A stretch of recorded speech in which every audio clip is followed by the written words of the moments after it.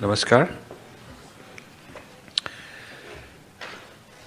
It's a pleasure to be here and recognize some familiar faces also. Yeah, it's nice.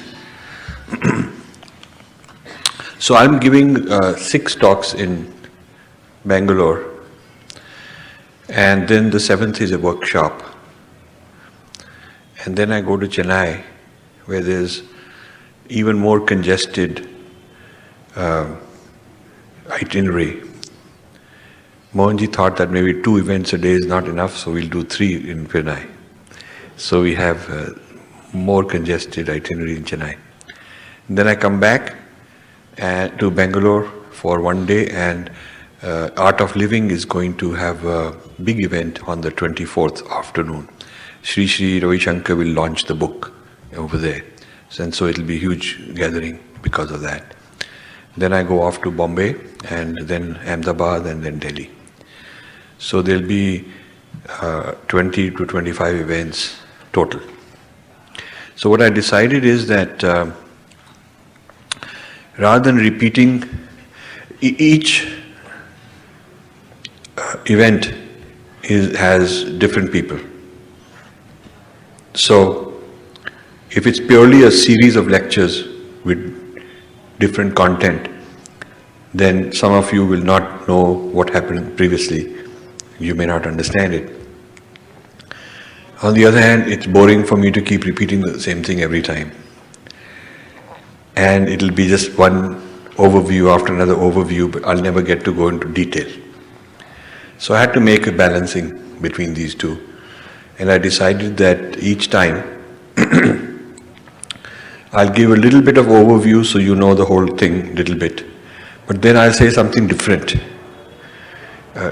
So I can move from one part of my book to the next. And in these 6 lectures total, I want to discuss most of the big ideas in the book, especially at least a summary of the big idea. So you can then go read more details, because I want people to actually read the details. So what I want to start with is that this book is basically, while the title is The Battle for Sanskrit, it's not a book that is going to teach you Sanskrit or teach you why it's a great language and so on. It's more about Sanskriti and how it's facing threats from academic people. And these threats are not just very abstract, intellectual, but they turn into political, they turn into human rights movements, they turn into media biases. So what stays in the academy, what starts in the academy doesn't stay in the academy, it gets spread out. And each of my books I pick a different theme, a different target. So here I picked Indologists, people who are Sanskrit studies experts. These people are very powerful, they're not fools. Don't mix them up with Wendy Doniger, don't mix them up with missionaries. It's a different battle. It's a different battle, different data, different arguments. So the idea, the way I approach is each book, I pick the main scholars at the very top of a genre or a school of thought, and I take all their works and then I evaluate them objectively and give a response from our side. I'm not attacking anybody personally. I don't want to do that. It trivializes my work because I don't have to work so hard if all I wanted was to keep abusing people. I don't believe in that. So it's a very balanced view. It respects the other people even though I disagree with them. There's nothing personal, no personal mudslinging or any of that I want. Now, the methodology being used to study Sanskrit, Sanskriti, all the texts of Sanskrit, is what I'm going to tell you a little bit about. Why this is something serious for us to take note of. Yeah. Now, I made a list of what are some of the key objections I have, and I want to share that with you. Probably the most, there is one thing, one major thing They remove from our tradition, which is very important for us, but they remove it. And then they add two things. So if you take something and remove the essence,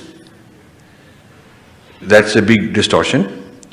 And then you add two things which are damaging, that's further distortion. So I'll tell you what these are.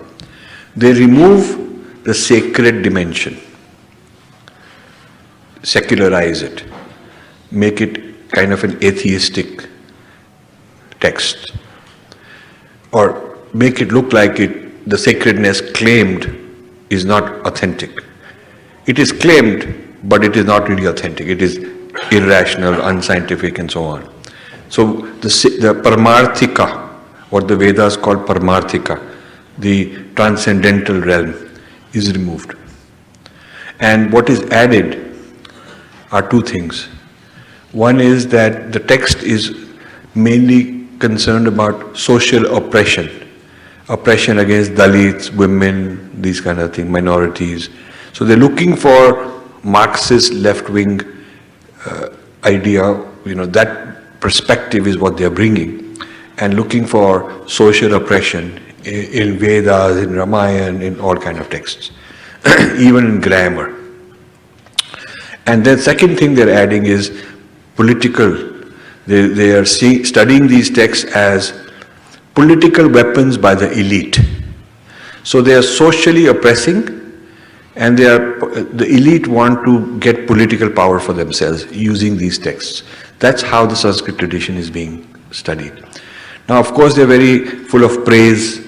They will, to fool people, they will say it's a great language, it's such a beautiful language, we should revive it.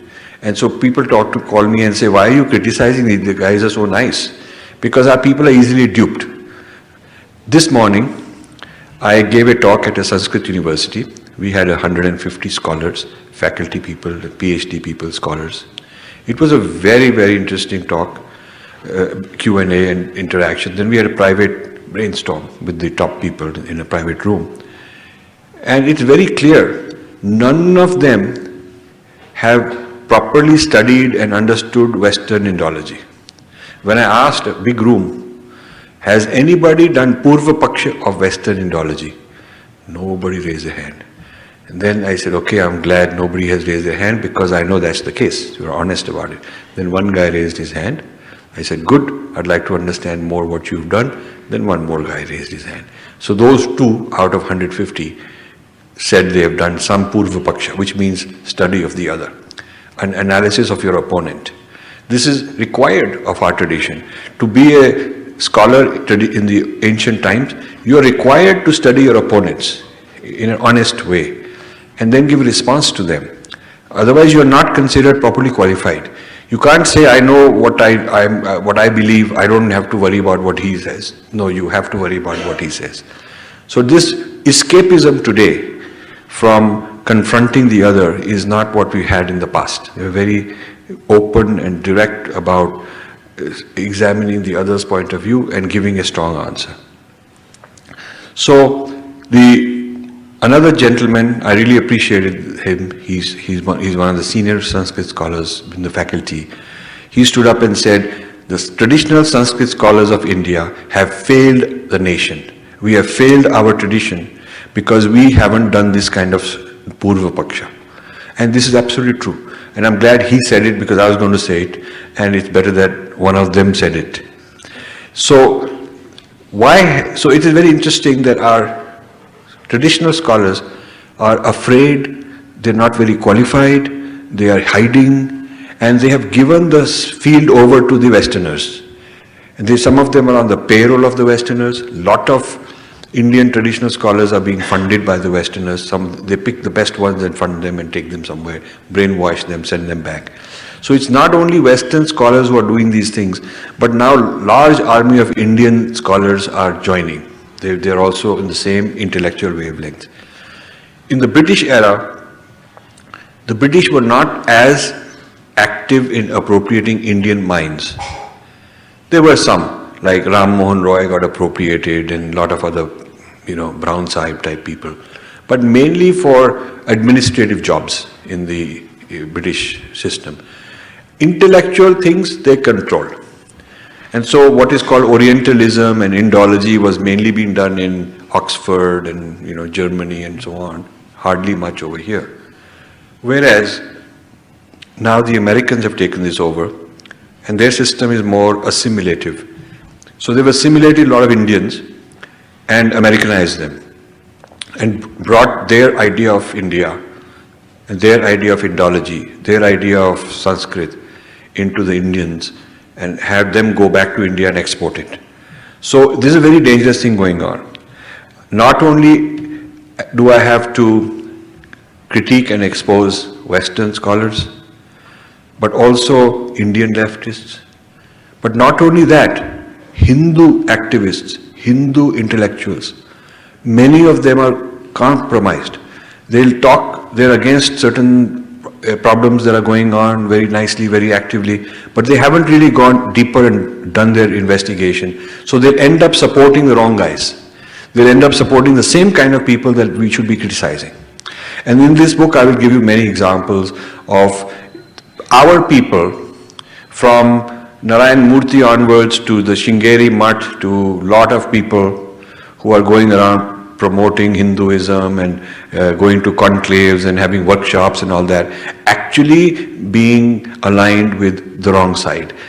I don't know if it's deliberate or just ignorance, but it is the case. So, my approach is stick to the issue. Stick to an issue. So, here is the misinterpretation of Ramayana. This is what's wrong with it. This is what I want to replace it with. This is my response. Here is a wrong interpretation of Vedas. Here is my response. Here is a wrong interpretation of the history of Sanskrit, of the relationship of Sanskrit with vernaculars, and here is my response. So we should stick to issues. If you take a position which is based on issues, then it doesn't matter what the personality of somebody is. He may be a big shot, but if he's on the wrong side, he's on the wrong side. So that is how I'm approaching it. I'm not concerned with, he's a good man and he's somebody we should not talk this way. I don't care. I'm looking at the issues, and if I'm very convinced of what position we should take on a given issue, then whoever is on the wrong side is on the wrong side. Doesn't matter how powerful he is. This is how we have to do. So I will tell you tell you a little bit about these areas of bias. The first area is removal of the sacred. Now the removal of the sacred happens in a very subtle way. They keep praising the Vaivarika. They keep praising that brilliant poetry, it's beautiful, and things like that. But they've removed the Paramarthika, which is the sacred dimension, the transcendental dimension. When you remove the Paramarthika, you really don't have the Vedas are no longer Shruti. So what you've done is you've turned it into some poetry. And then you have people like this Devdutt Patnaik and all kinds of bestsellers. Hindus are in love with them, who turn it into mythology. So the real purpose of the text is gone, and it becomes some kind of pop culture and some kind of fiction kind of thing. There's a very big industry in India where you turn this into sort of secular or casual entertainment. And this is a very serious problem for me, because I feel that they're tampering with the sacredness of my heritage. Now, there is a term, philology. Philology. How many of you know the term philology? Anybody? Okay, very good. Some people don't. So philology means a systematic study of texts, which means you read a text very systematically. You try to understand, making sense of a text, understanding its meaning, interpreting what it means. So when you take a Gita class and they're trying to tell you what this word means, what that means, so they're doing philology, they're looking at the language, what each of those words means, and trying to explain the whole text bit by bit. They are doing a philological analysis. So this philology exists. We have Indian philology. Indian approaches to interpretation would be called Indian philology. We have different philologies in the West. So which system you use will determine what outcome you get. Okay, so that is philology. Now what Indologists have done is invented another term, which they call political philology. Okay. Political philology means looking at a text to look for political motives. So when somebody is doing this jagna, he must be exploiting. When somebody is doing katha of Ramayana, there's actually a political motive they're looking for. So they're looking for political motive everywhere. Political philology is the study of Indian texts with the idea of finding political exploitation, political misabuse. So political philology is a kind of not general philology, it's a particular philology looking for something, which is not how we look at our texts. Then another term is called liberation philology. Westerners have invented liberation philology as a methodology to study Sanskrit texts. Liberation philology means we now intervene in the Indian society to liberate them from their own oppression. So political philology is their Purva Paksha of India, Indian texts. Purva Paksha means understanding the other. So their Purva Paksha of the Indian text they do through political philology. And their Uttar Paksha means response. What is your recipe? What do you want to change? That they do through liberation philology. So political philology is I understand you. Liberation philology, now I get in and change you, to liberate you. All this is so sophisticated and abstract. I try to make it very simple in this book. So if you read it, you'll understand things that have taken me a very long time, lot of reading to understand exactly what they are saying and bring it to you in a way that is easily understood by an average person. The problem is our traditional people cannot figure out what they're saying. They cannot figure out head or tail of what they're saying. So rather than learning, upgrading their knowledge and then giving a response, our traditional people have said, we don't care, why should I care, it doesn't matter to me, they're nice people, they come here, they give me some grants, they fly me to USA, look after me. So our people are also bought off.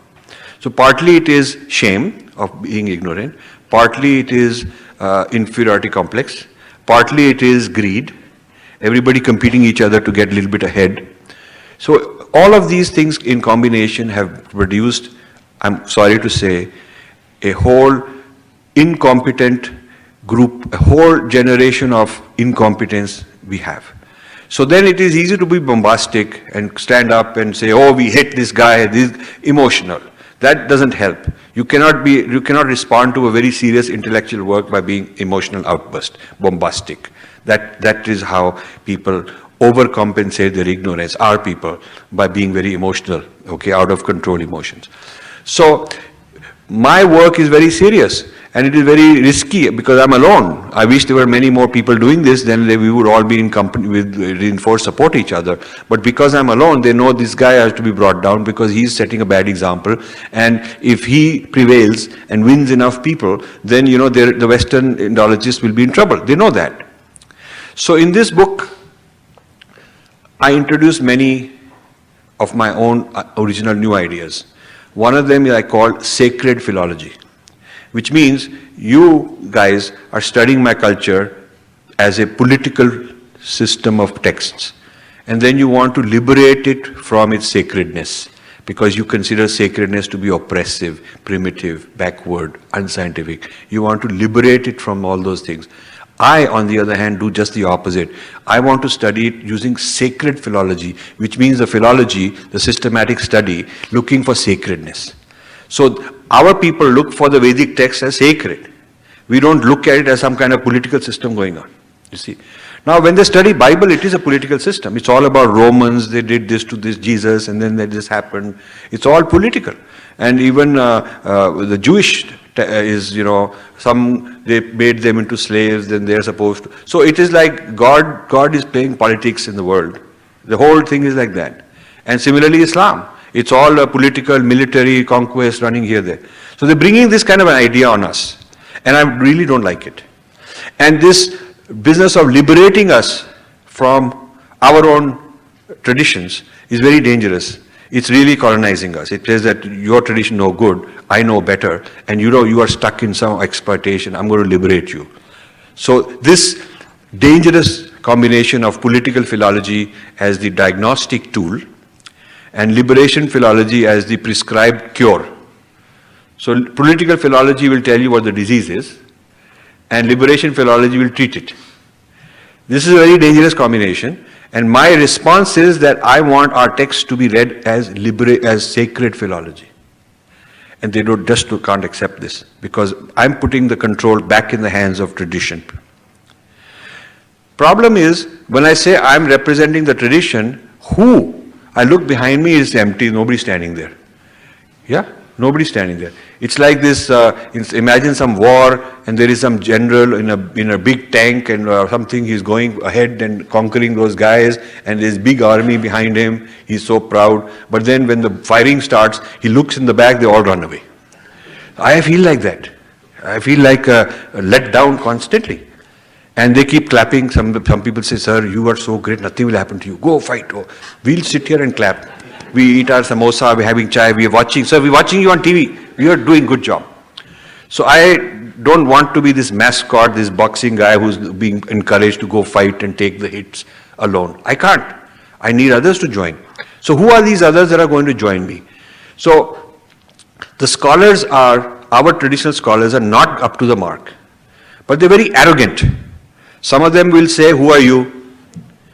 Some Sanskrit scholars have said, who are you? We are the scholars. So I say, good, you do the Purva Paksha, I'll sit home now, you do the Purva Paksha, come back in 1 year and give me a report. They don't want to take the responsibility, you see. So they have this official position, but they're not really honoring it. They're not really performing like they should.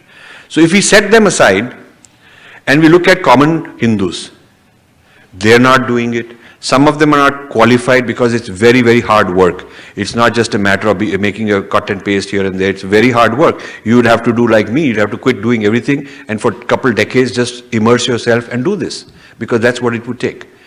And some of them don't have the English language skills. Some of them who have the English language skills are so westernized in their lifestyle, they're sold out. They don't want to, they're more aligned with the West than with our tradition. That's a problem we have.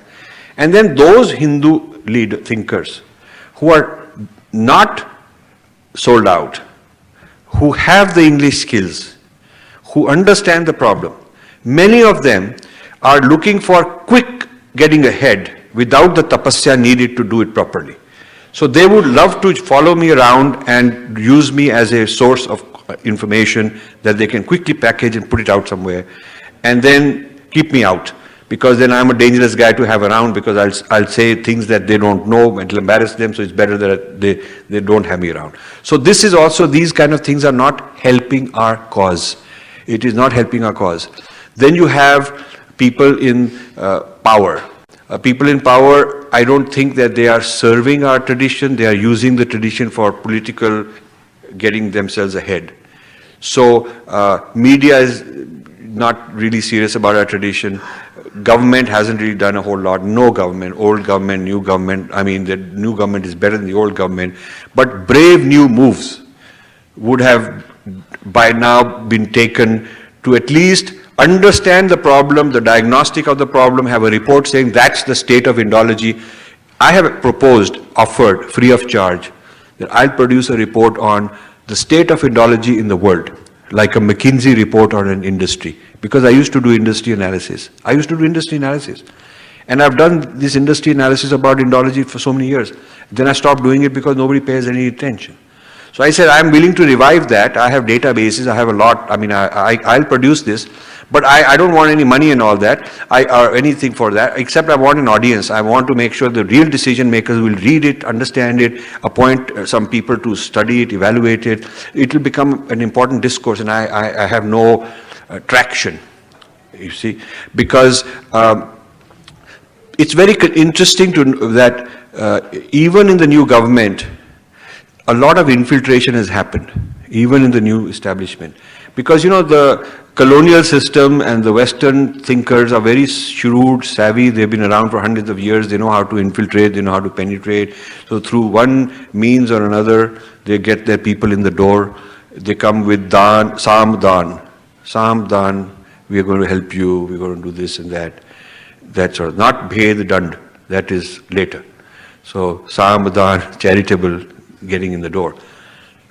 Now, this is a situation that I'm facing. So after the realization of, that the basic goal they have is remove the sacred from our texts in the interpretation and introduce oppression, social and economic and oppression, and then politics as the reason for these texts to be popular, these texts to be popularized. That motive they keep insinuating. After that, next thing I realized is that the oral tradition is denigrated, devalued. The claim being made by Western Indologists is that history of Sanskrit starts with writing. Before that it's oral, but no progress is being made. Everything is just static. People are fixed in the same thing, they're repeating, they're doing this mechanical yajna, and they're chanting these Vedas that nobody understands, and these clever Brahmins want to keep it secret, they don't write it down, because if it's secret they can exploit people, nobody understands what they're doing, it's some kind of magic. And they've convinced people this magic is necessary for social good, for keeping the order, so everybody's obeying them. It's a system of exploitation. And Buddhists come and attack the Vedas, which is not really true, but that's their theory. And Buddhists then start writing for the first time. So according to them, writing in India is invented by Buddhists. And when Buddhists start writing, their goal for writing is that they want to make it democratic. They want to make the right material available to everybody. So they start writing. And then the Vedic Brahmins also copy from the Buddhists, start writing. So Sanskrit written down is a Vedic invention which the Hindus copied from them. That's the theory. And so the whole history of when Valmiki wrote Ramayana is changed. Valmiki, according to them, wrote Ramayana 200 years after Buddha. So the ancient nature of Ramayana is finished, not there. Very recent dates are added. This, the devaluation and sidelining the oral evidence is a very convenient thing for them, because they could not make such claims if you have to look at the oral evidence. Because the oral evidence shows that Sanskrit has been evolving, it's not fixed. New grammar has been developed, the old grammar has been evolving, mathematics, astronomy have been evolving. So one way not to take that evidence into consideration is to just say we don't consider oral evidence, it's not reliable. So this is this devaluation of the oral is a very serious problem for me in the Western Indology. Another very major problem is they find the Shastra as a category, not any one Shastra in particular, but Shastras in general, to be wrong, to be the wrong thing to revive. They keep saying that Shastras are so close to Vedic that they are really propagating the Vedic abusiveness in another way. So all the Shastras are reflecting Vedic metaphysics, and since Vedic metaphysics is a hierarchy, social oppression, all of that continues through the Shastras also. Shastras transmit the Vedic poison. Toxic, what is toxic in the Vedas gets transmitted through the Shastras. So there's also a problem with Shastras according to a lot of Western Indologists. And I have a whole chapter, a whole large number of pages on showing what exactly their argument is and giving my response to that. Then there is this whole critique of Kavya, poetics. Their critique of Kavya is that Kavya is mainly a political device used by kings to show off their greatness. They hire Brahmins to write how great the king is, prashastis. And so these prashastis are basically Brahmin sponsored by king to praise the king, so that the public will think king is great. And so it's a Brahmin and king conspiracy to exploit the people. All the Marxist thinking, class struggle, Marxist thinking. So this whole business of how the Sanskrit language is very sophisticated and the poetics are very sophisticated makes Indians very happy. But what they're really saying is it's sophisticated as a system of exploitation. It's a sophisticated system of making a fool out of you. That's that's the reason Sanskrit is so great according to them. So this also is an issue that I oppose very seriously in my book. Then there is a whole chapter I have on the relationship between Sanskrit and vernaculars. My theory is that it's a relationship of harmony. Sanskrit brought formal structure, and vernaculars are free, experimental, evolving, new things happening, and the two are feeding knowledge back and forth. Sanskrit words are being adopted into the vernaculars. Vernaculars introduce words that become Sanskritized. So this has been a back and forth thing. But the Western Indologists say that Sanskrit is sort of aggressive, dominating, controlling, bossing over the vernaculars. It's invading, it's kind of a oppressive system. And it's an elitism. The Sanskrit was controlled by the elitists and the vernaculars are for the masses. So again, it's a Marxist class struggle idea being brought in. And they also believe that Sanskrit is an Aryan foreign thing. So then a whole chapter I have on Ramayana. The Ramayana is mischaracterized and distorted in the Western Indologies big way. One of the most ridiculous claims is that Ramayana was unpopular, was not a big thing in the public imagination until the Muslims invaded, and then the Hindu kings needed something to unite the public against the Muslims. So they thought they dreamt up this Ramayana as a great tool to hit out at the Muslims by calling them Rakshasas. So this idea that the king is divine and the demonic other has to be killed for the sake of public harmony gets projected onto the Muslims. This is the theory that they have. It's a very dangerous I think this is communalism. If we say something like that, we would be called communal. But this is what the Western Indologists have dreamt up, that the Ramayana is to be accused as a system of anti-Muslim rabble-rousing for 1,000 years. And so these people who are writing all this say that what they did in Ayodhya, what these Hindus did is not a surprise because that's the way Ramayana has been used for a very long time. So this popularity of Ramayana across Southeast Asia, wherever Indian influence has been, is explained as kind of the kings want to popularize Ramayana because then the king looks like he's divine. He's like Ram. He's divine. And it's a way to make himself, be accepted by the public as somebody divine. So Brahmins are fed and sponsored by the king, so that because the Brahmin is the one who's going to make the king look divine and make the king look superior. So the king sponsors the Brahmin, and the Brahmin writes all this stuff and promotes the Ramayana and does yagnas to make the king very powerful. And so it's again a collaboration between the king as an elite and the Brahmins as an elite to support each other. So it's a franchise with king and Brahmin being the co-conspirators, if you will, and they keep spreading this all over Southeast Asia. So Ramayana is sort of a device to do that. This kind of I did a whole chapter on Ramayana, how the West sees Ramayana as a case study. And then I show how this kind of idea of Ramayana has entered movies, it has entered school textbooks. Now there is a TV serial Devdutt Patnaik is doing,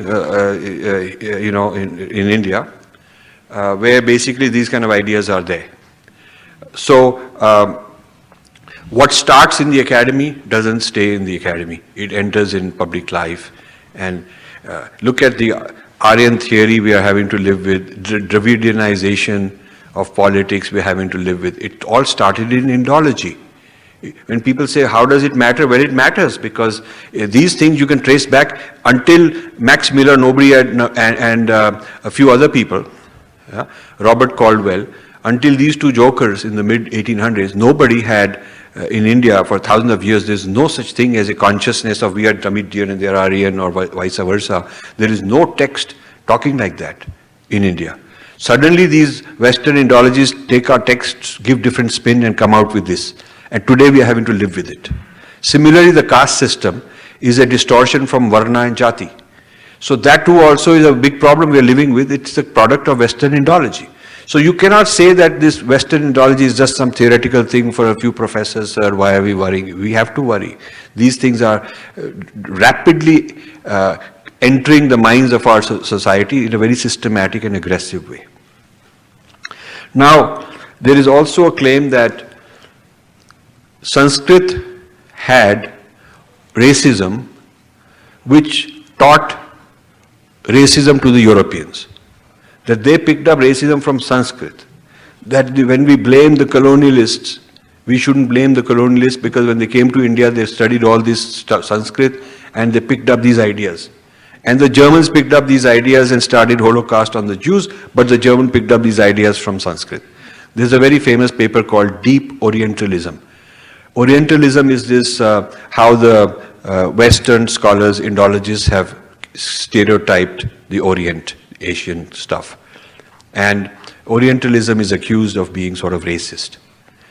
So the response from the Western Indologists is that yes, it is racist. We agree, it's bad.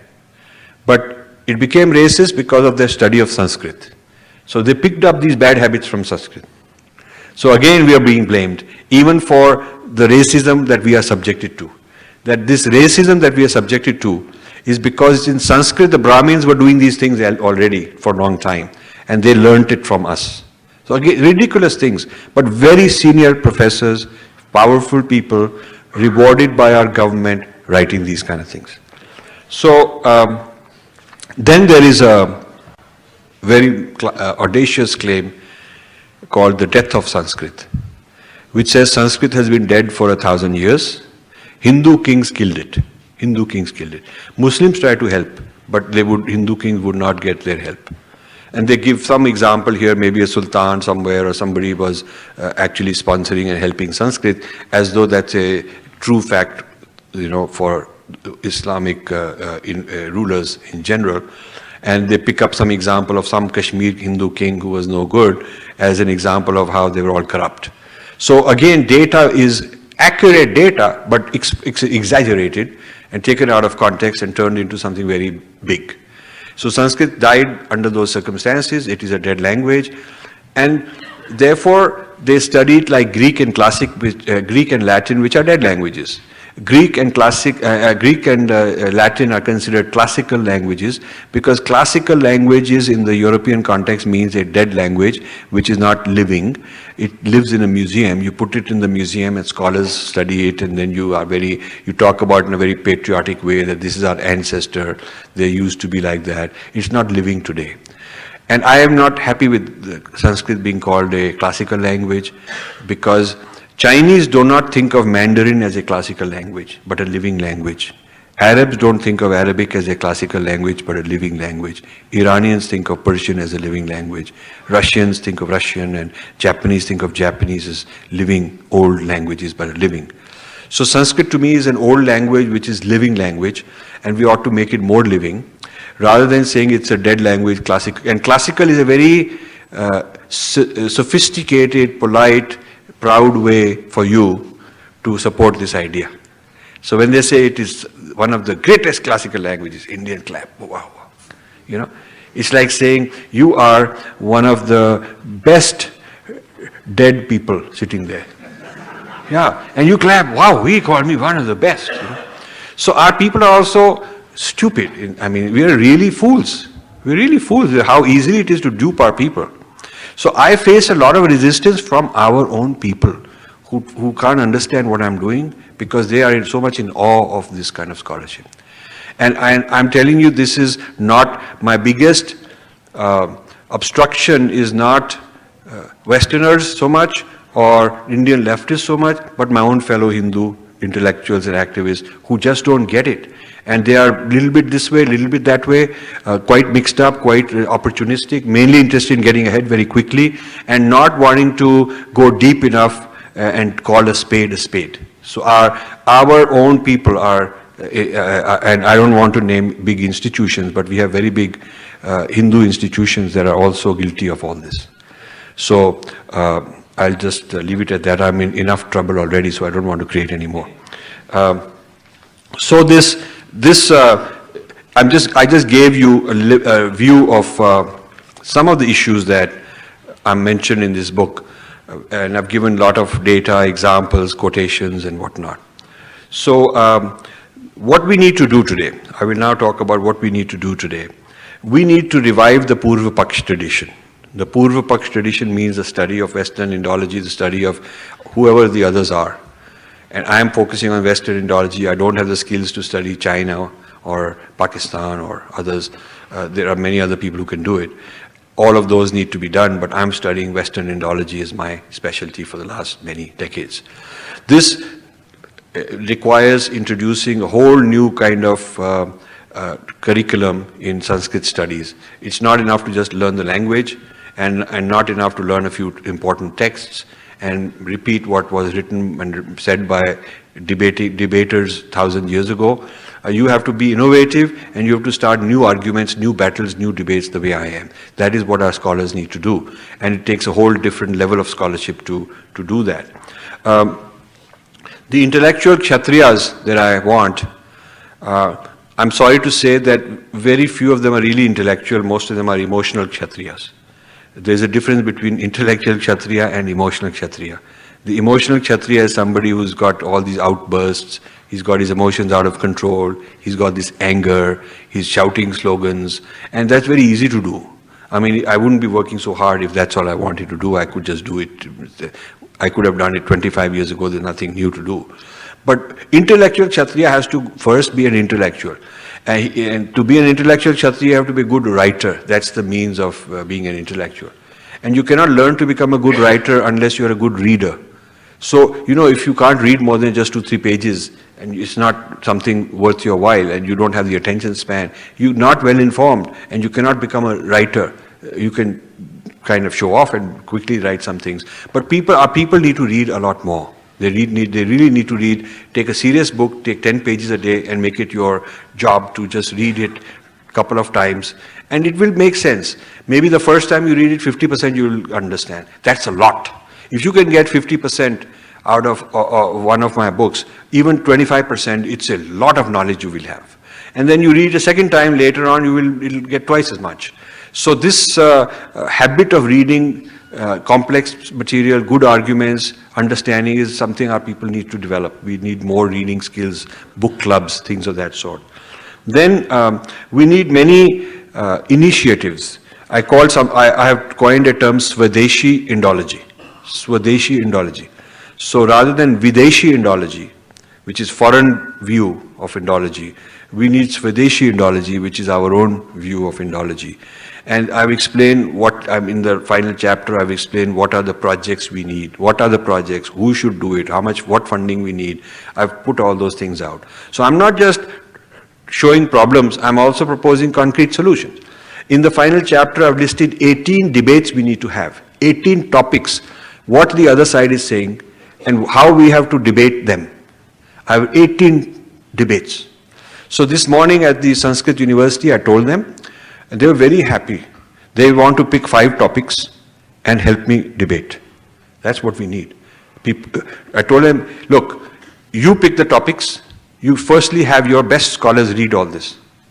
You pick the topics, and then I'll come back in 2 or 3 months and we'll have a big brainstorm for a few days, and your best scholars will debate these topics. And I will represent the Western Indology and debate you. Okay? I will play the role of the Western Indologist and say, this is our position, give me the answer. And let's see if you can give the answer. That is how debating is learnt. And they're very interested and excited and committed to do this. But then they said, sir, where will the funding come from? That I don't know. See, we don't have these funding, millions going in the wrong things. Millions are going into all kind of stuff here and there in this field. But for the serious work I want to do, just to get a few people incentivized and renting halls and travel and this and that, we're not talking about crores, but we're talking about a few lakhs. It's very difficult to raise funds for this sort of project. That's sad. That's for people like you to have to come together and put a budget together, put some money together so we can do these things. So, my role, I use the expression in this book, another dangerous expression. I'm doing many dangerous things in my books and I always get attacked. So another phrase I use, I thought it's pretty cool, but they tell me, no, it's dangerous. So I said, okay, I'll definitely put it there. So I say that we have to remove the burqa from the mind. This is a mental burqa.